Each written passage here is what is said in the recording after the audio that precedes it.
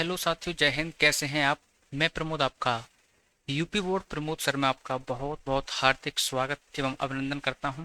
कैसे हैं सभी साथी, बताएं। तो आज की क्लास को हम यूपी बोर्ड क्लास 10th के लिए बताने वाले हैं।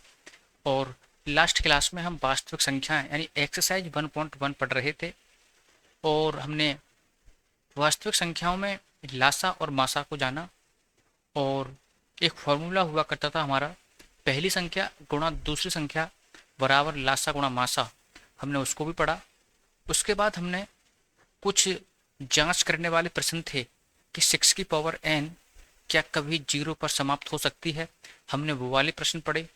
उसके बाद हमने आपके लिए अभाज्य गुणनखंड यानी मासा और लासा निकालने के लिए अभाज्य गुणनखंड क्या होते हैं, अभाज्य गुणनखंडों के बारे में बहुत अच्छी जानकारी ली। अभाज्य गुणनखंडों के साथ साथ हमने भाज्य संख्याओं के बारे में जाना। अभाज्य संख्याओं के बारे में जाना यानी पूरा टॉपिक जो है हमारा भाज्य और अभाज्य संख्या के ही ऊपर है। उसके बाद हमने लासा और मासा के टॉपिक करे।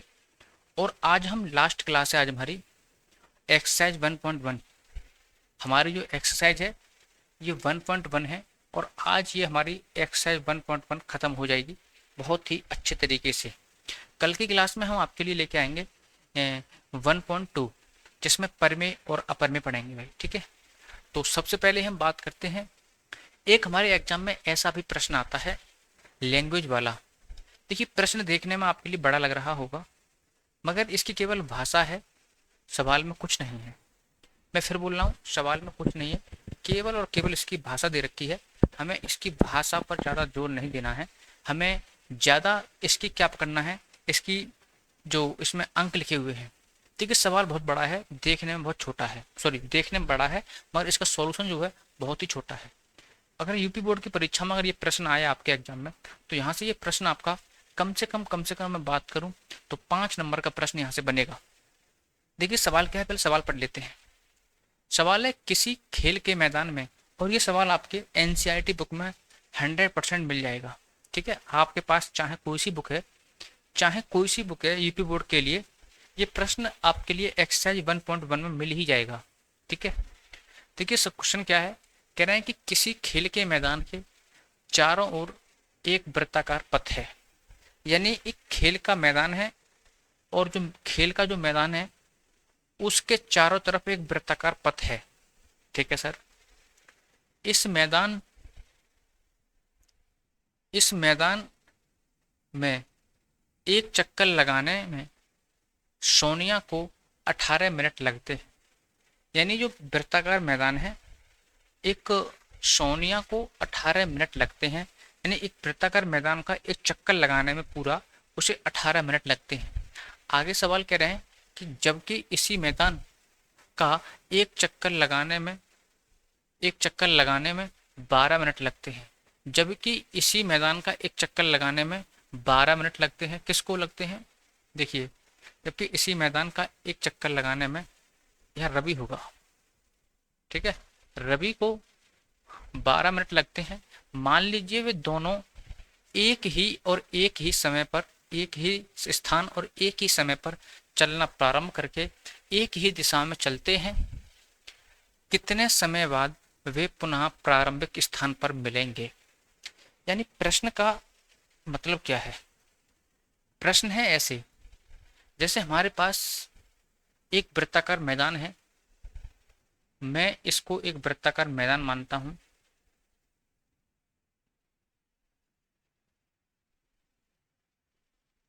यह है हमारा वृत्ताकार मैदान,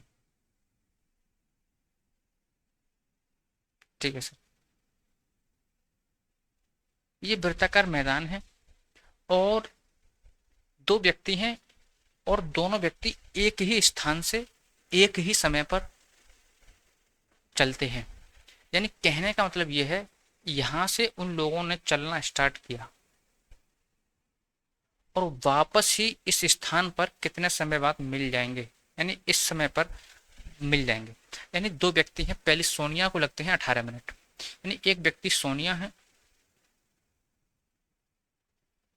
इसको यहां से चलने में 18 मिनट लगता है, यहां तक आने में वापस। और एक व्यक्ति रवि है, इसको 12 मिनट लगता है, रवि को लगता है 12 मिनट और इसको लगता है 18 मिनट।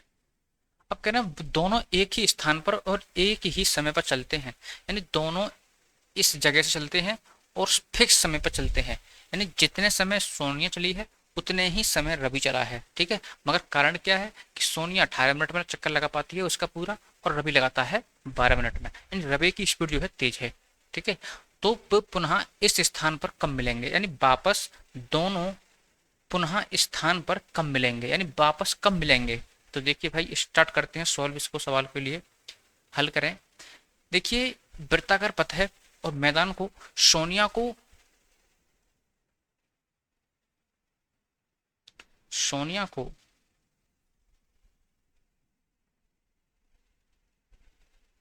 वृत्ताकार पथ पर एक चक्कर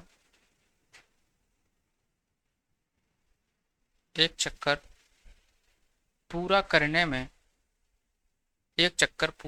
में लगा समय भाई सोनिया जो है वृत्ताकार पथ को एक चक्कर कितने समय पूरा कर रही है, वो कर रही है 18 मिनट में। कितने मिनट में? 18 मिनट में। ठीक है सर। इसी प्रकार प्रश्नानुसार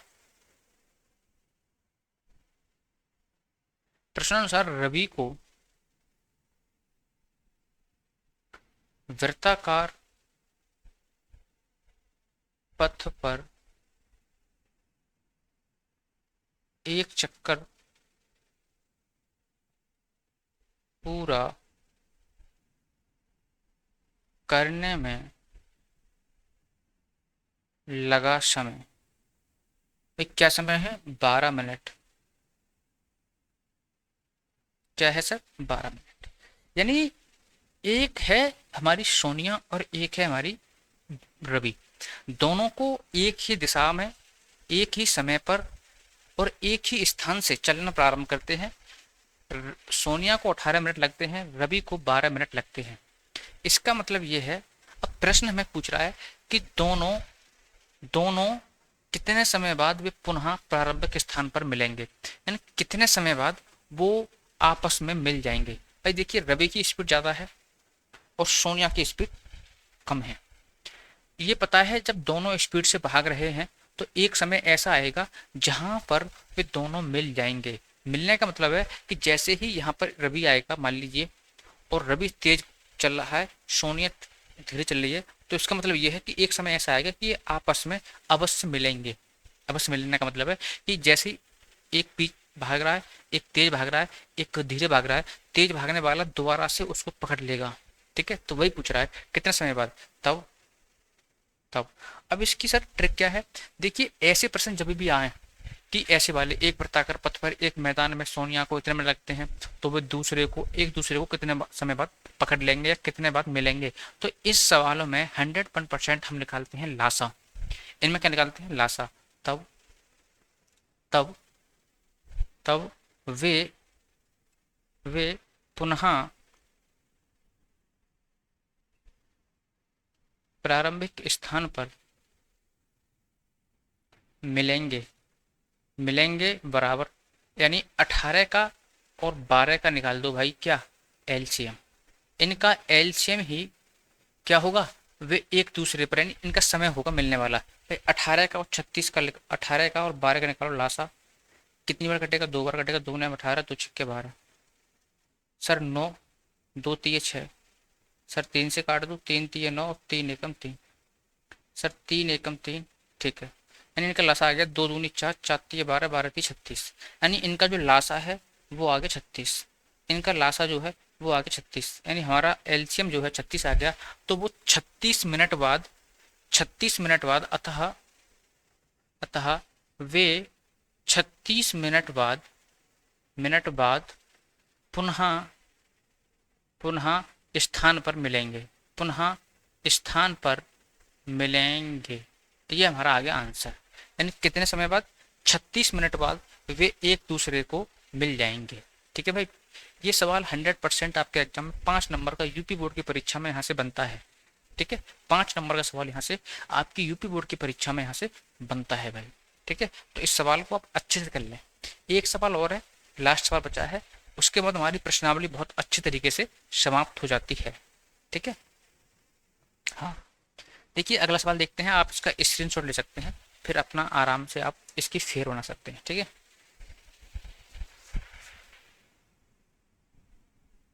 देखिए भाई अगला सवाल देखते हैं। आप इसका स्क्रीनशॉट ले लिए होंगे।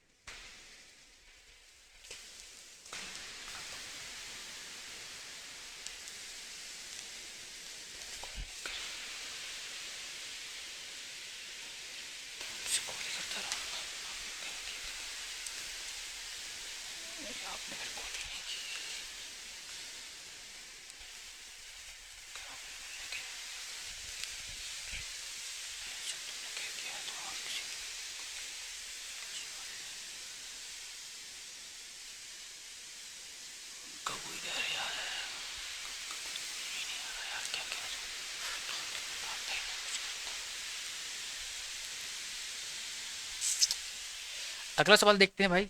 एक सवाल और है हमारे और अंतिम सवाल है हमारा क्लास का। ठीक है। एक्सरसाइज 1.1 का अंतिम सवाल है। एक इस प्रकार का प्रश्न भी हमारे पास आ जाता है। प्रश्न है इंग्लिश हिंदी। क्वेश्चन क्या है? इंग्लिश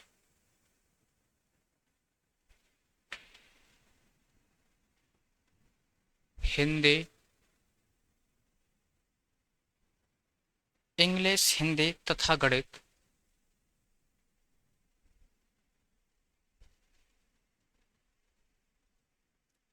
इंग्लिश हिंदी तथा गणित की पुस्तकों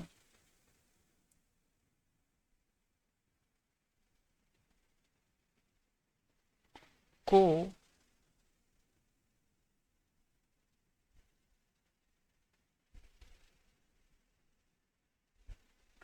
तीन स्तंभों में से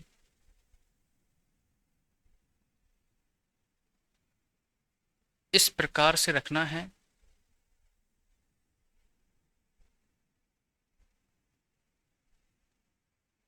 इस प्रकार से रखना है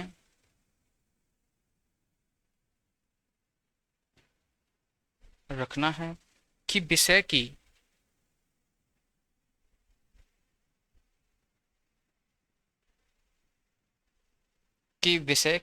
सभी पुस्तकें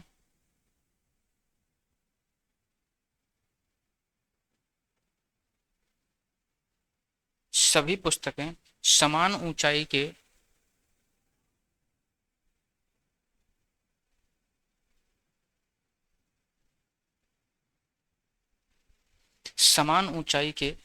स्तंभ में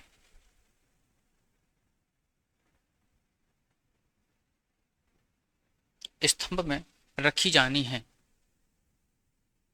रखी जानी है रखी जानी है। इंग्लिश की पुस्तकों की संख्या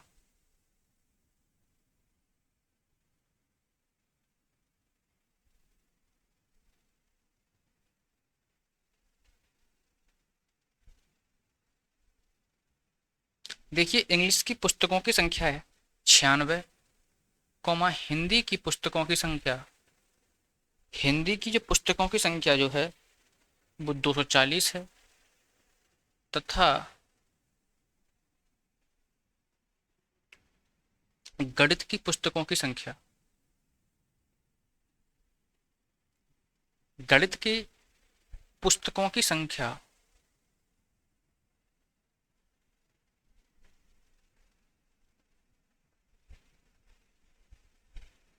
जो गणित की पुस्तक हैं उनकी संख्या जो है वो 336 है। 336 है। यह मान लिया जाए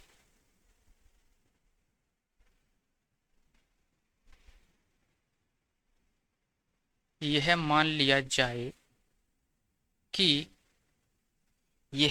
जाए कि पुस्तकें समान मोटाई की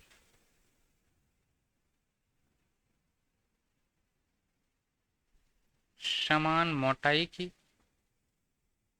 समान मोटाई की हैं, मोटाई की हैं, समान मोटाई की हैं। तो इंग्लिश,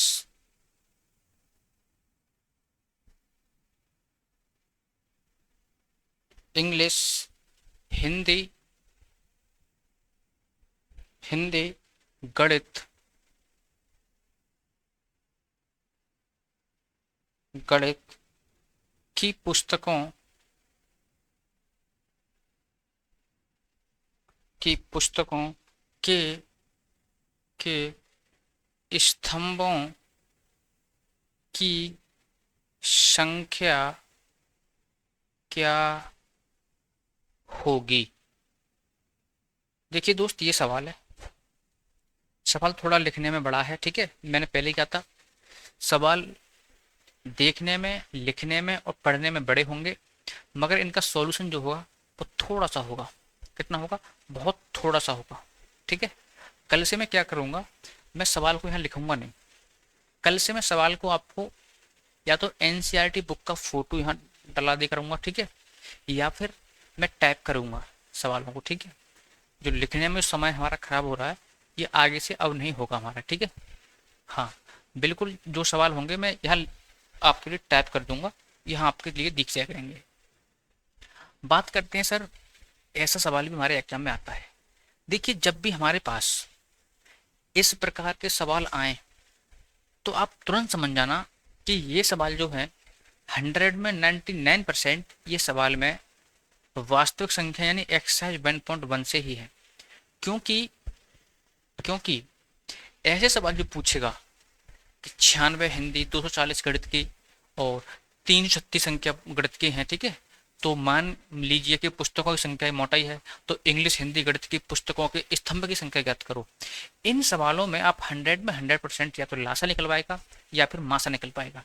अब सर, हमें लासा और मासा कहाँ निकालना है, हमें क्या पता चलेगा कि किस सवाल में लासा निकालें, किस सवाल में मासा निकालें?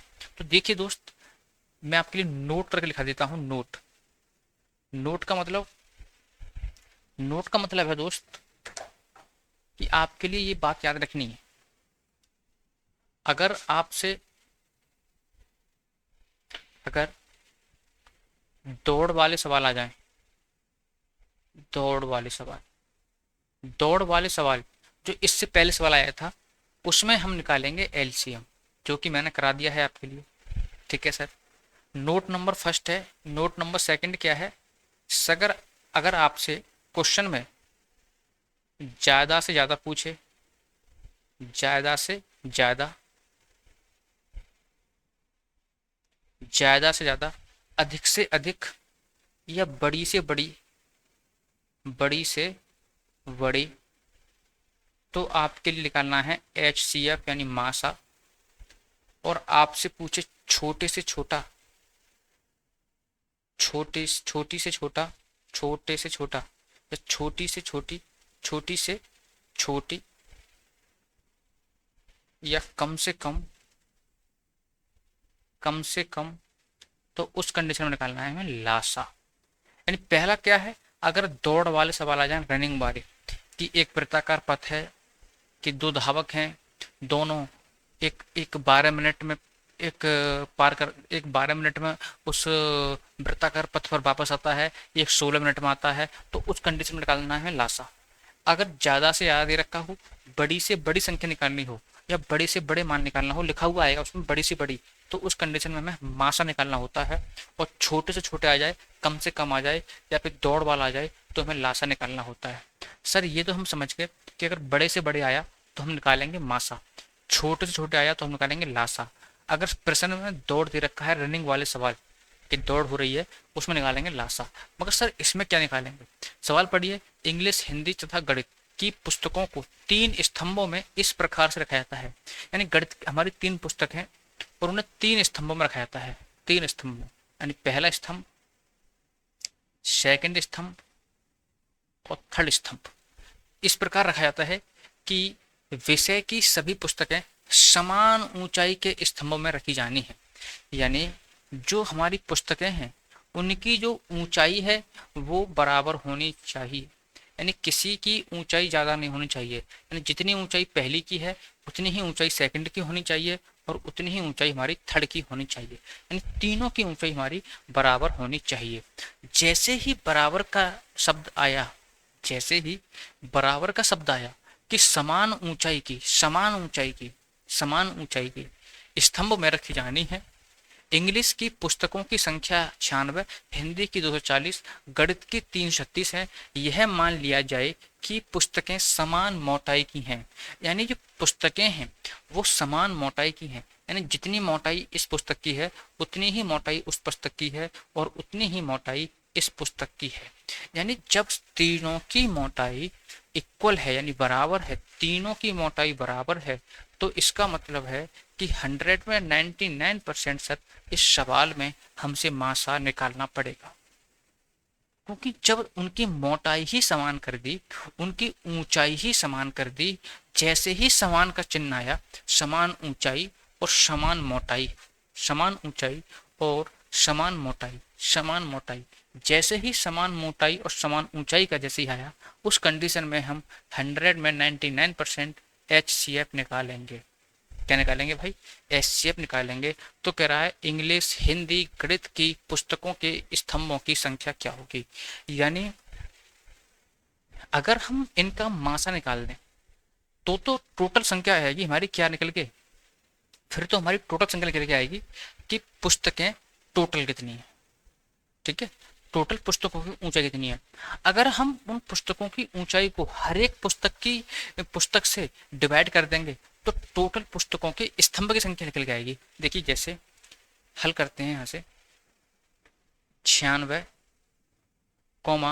336, 96, 240, 336। सर जब समान मोटाई है समान ऊंचाई है तो इनका निकाल दो एचसीएफ। सर एचसीएफ कैसे निकालेंगे भाई? 96 के फैक्टर अलग करो, 240 के अलग करो और 336 के अलग करो। ठीक है सर, 96 के फैक्टर करिए, कितना आएंगे? करो भाई, 2 चौके 8, 2 अट्ठे 16। ठीक है, 2 दूनी 4, 2 चौके 8, 2 एकम 2, 2 दूनी 4, 2 छिक्के 12, 2 तिये 6 और 3 एकम 3। यानी 2 कितनी बार है? 1 2 3 4 5 बार है, तो 2 को 5 बार लिख लो, 1 2 3 4 5। ठीक है, लास्ट में हमारा 3 है तो जैसे 3 लिख लो। ठीक है, इसके बाद हम 240 के फैक्टर निकालेंगे भाई। इसके बाद हम 240 के फैक्टर निकालेंगे। 240 के फैक्टर क्या आएंगे? 2 एकम 2, 2 दूनी 4, 2 छिक्के 12, 2 तिये 6 और 2 एकम 2, 2 पंजे 10, बस 3 पंजे 15 और 5 बन जाए 5।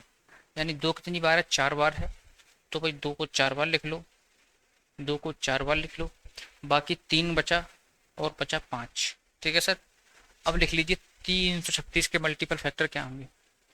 336 के भाई, 2 एकम 2, 2 छिक्के 12, 2 अट्ठे 16। भाई 2 अट्ठे 16, 2 चौके 8। सर 2 चौके 8 और 2 दूनी 4। सर 2 दूनी 4 और 2 एकम 2। सर 3 सत्ते 21। सर 7 एकम 7। यानी इसके जो मल्टीपल फैक्टर हैं वो कितने आगे? यानी 4 मल्टीपल फैक्टर इसके आगे। ठीक है, मल्टीपल 3, मल्टीपल 7। ठीक है, अब क्या करेंगे सर? अब हमें निकालना है इनका मासा। क्या निकालना है? इनका मासा निकालना है। सर मासा क्या होता है? मासा निकालो भाई। मासा क्यों निकालना है सर? क्योंकि के रखा है कि समान मोटाई की और समान ऊंचाई की, यानी समान मोटाई की और समान ऊंचाई की। सर एक तो हमारा ये है, एक दो ये है, एक जोड़ा ये बन गया, एक दो का जोड़ा सर ये बन गया हमारा, एक दो का जोड़ा ये बन गया। ठीक है सर, एक दो का जोड़ा हमारा ये भी बन गया है भाई, एक दो का जोड़ा हमारा ये भी बन चुका है। ठीक है सर, और देखो भाई एक दो का जोड़ा हमारा ये भी बन चुका है। देखते रहना जहाँ जहाँ मेरा मार्कर चल रहा है। देखो 2 अब है नहीं, छोड़ दो भाई। एक देखो 3 का जोड़ा ये बन चुका है, 3 का जोड़ा ये बन चुका है भाई। ठीक है, बाकी जो बचा है उसे छोड़ दो। एसशेप आ गया हमारा 2 मल्टीपल भाई, 1 2 ये है, मल्टीपल 1 2 ये है, और मल्टीपल 1 2 ये है, और मल्टीपल 3। देखिए दोस्त, 2 दूनी 4, 4 दूनी 8, 8 दूनी 16, 16 तिया 48। यानी हमारा मासा तो 48 आ गया, मगर हमारा आंसर नहीं है ये। अभी आंसर क्यों नहीं है? उसने ये भी कह दिया है, तो इंग्लिश और हिंदी और गणित की पुस्तकों के स्तंभ की संख्या याद करो कि इसके कितने कितने स्तंभ होंगे, यानी टोटल पुस्तक हमारी कितनी है। देखिए अगर मैं हिंदी के स्तंभ निकालूं, देखिए तब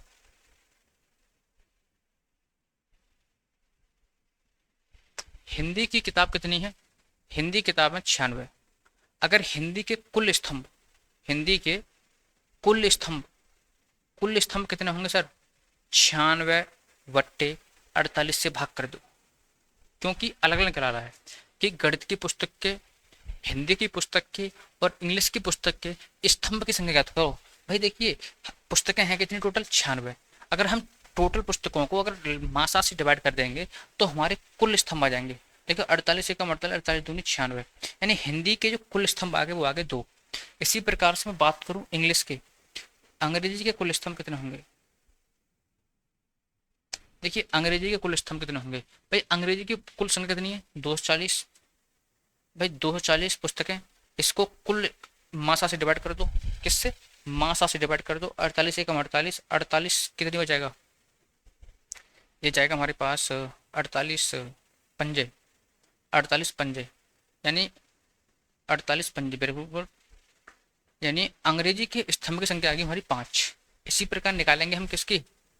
गणित के कुल स्तंभ कितने होंगे? भाई गणित के कुल स्तंभ कितने होंगे? गणित की पुस्तक कितनी है? 336, 336, इसको लासा से डिवाइड कर दो भैया 48 से, ठीक है। कितनी बचाएगा? ये जाएगा हमारे पास 24 एकम 24, और 2 से काट दें, 4 5 अट्ठू अट्ठू 64, 7 से जाएगा 48 सत्ते। ये आ गई हमारी गणित के स्तंभों की कुल संख्या। अब हम निकाल सकते हैं हिंदी के कुल स्तंभ कितने हैं? 2 हैं सर। इंग और इंग्लिश के गणित स्तंभ कितने हैं? 5 हैं सर। गणित के कितने हैं? 7 हैं सर। तो ये हमारा आंसर आ जाएगा 2 5 7, यही हमारे स्तंभों की कुल संख्या हो जाएगी। ठीक है भाई। तो अगर ऐसा सवाल आए स्तंभ वाला, समान शब्द है, समान मोटाई समान ऊंचाई, उस कंडीशन में हम मासा निकालने के बाद उसे ऐसे करते हैं। ठीक है। तो आई होप साथियों आपके लिए ये वीडियो पसंद आई होगी। अगर वीडियो पसंद आई हो तो वीडियो को भाई लाइक भी करें, कमेंट भी करें। ठीक है। वीडियो थोड़ा बड़ी हो गई, समझाने का तरीका बहुत अच्छा था। यहाँ से आपके 10 नंबर क्लियर, ओ सॉरी 5 नंबर आपके क्लियर हो गए आज की क्लास से। अगर ऐसा सवाल आए तो आप कभी छोड़ना मत, कभी भी छोड़ना मत। 100 में 100% आपका ये सवाल 100 में 100% आता है। ठीक है। जब भी समान ऊंचाई समान मोटाई और कुल स्तंभों की संख्या पूछे तो हमें स्तंभों की संख्या अलग अलग निकालनी, क्योंकि टोटल पुस्तक कितनी है? 96। हमें निकालनी है टोटल स्तंभ हिंदी में। तो सर जो मासा आया है उस मासा से उन पुस्तकों को डिवाइड कर दो, तो हमारी हिंदी में जो बनेंगे स्तंभ 2 बनेंगे। इसी प्रकार अंग्रेजी में स्तंभ बनाएंगे तो 5 बनेंगे, गणित में जो बनाएंगे 7 बनेंगे। तो आई होप साथियों वीडियो कैसी लगी, और सभी साथियों को शेयर करें, अपने अपने जितने भी हमारे साथी हैं। ठीक है।